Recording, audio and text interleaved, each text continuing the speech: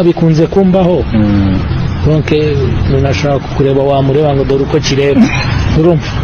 ntamenye ko ndi kumwumva ejo bundi nagiye Nyabugogo umutipe umujene ngo ngurebe icyo gihinda ukuntu kireba none ndamwana ndi kureba nyokose kiresa abantu karibu ase ko ufite ibihanga wamabyuka karibu se ko newe n'umusaza yego tugende ndakugeza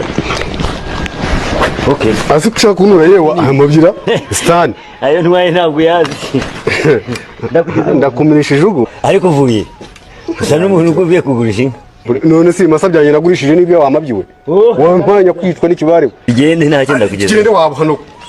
ariko amacuho ndakumirisha ijugu hari agaterime nabonye kerekeye ku rushako rw'abagore ubwenge bw'umugore bumeze nk'ubwenge bw'umugome umugore abyara uwawe ntaba uwawe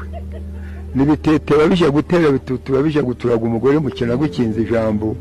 umukamira impinduka aza kumpindura akagusimbuka watebwa agashakira ku muturanyi mwaziranaga iyo uvuye guhaha witwa byanka waba uziyaho ukitwa byamba